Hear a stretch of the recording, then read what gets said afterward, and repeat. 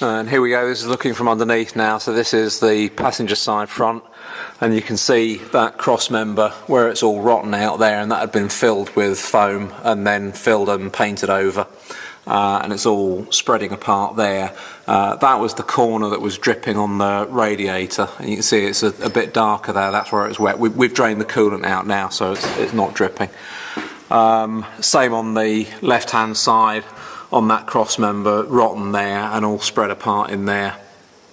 I think that was about it round the front end. I think while it's apart, it would be sensible to put new coils in. In fact, I've ordered new coils for it to bring the ride height at the front up a little bit. Doesn't really seem to be any nasties around the chassis, sort of around the front area. The power steering bracket is a bit loose, it's away from the chassis, so I don't know whether that would have done any damage to the sort of chassis there. We'll have to have a look when that comes off. What else was there? Trying to think now. We'll put new oil pan gaskets on the engine. They've been leaking around there, and we'll put a silicone oil pan gasket on. There was also some of the terminal, or a couple of the terminals on the starter motor were a bit loose.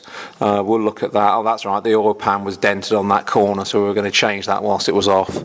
The dust cover is missing off the flywheel. We'll put one of those on. Chassis didn't look too bad from the front. We see you've got the fuel pipe has been joined. Well, we'll replace that with a stainless steel one whilst that's off. There's also on this side of the transmission cross member, it's been plated over there, you can see, and we had a tap around that side and it sounds very, very thin. So I've got another decent second-hand transmission cross member. We'll send that for sandblasting when we do the chassis, and we'll fit that.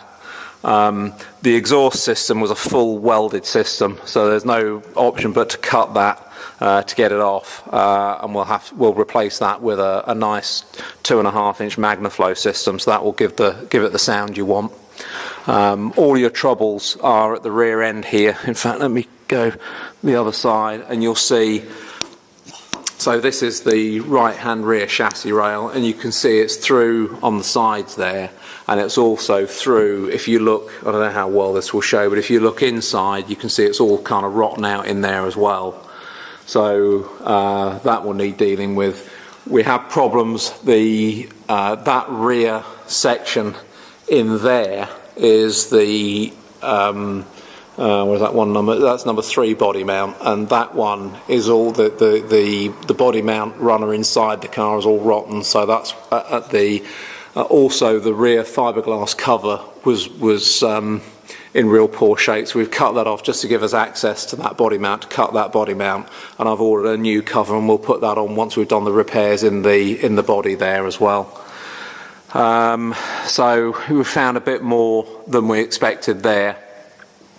Round the other side is actually the worst side, and I don't know if you'll see just in here, there's a big hole in there in the side of the inside of the kick up on the chassis, and also from this side you can see the rust in the frame as well, but the problem is it's extended up into the kick up in here, and it's gone right round the side and round the front.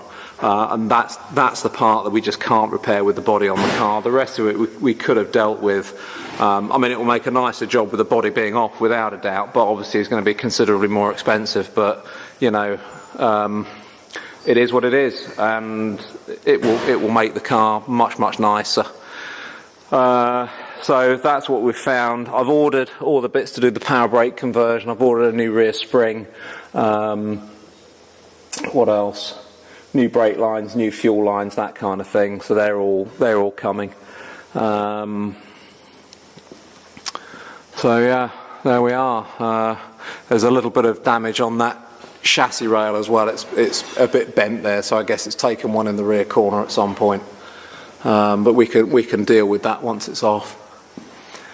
So there you are. Not very good news, I'm afraid, and disappointing when you've bought the car in good faith, but that's so typical of a lot of the Corvette sellers. Well, I guess classic car sellers throughout the UK, it seems, that they'll just sell you anything, but there you are. We will prevail. So like I say, we're just getting ready now to paint the floor over Christmas and whatnot, and when we come back in the new year, first job is to lift the body off and see what we wind up with. So we'll do a bit more for you then.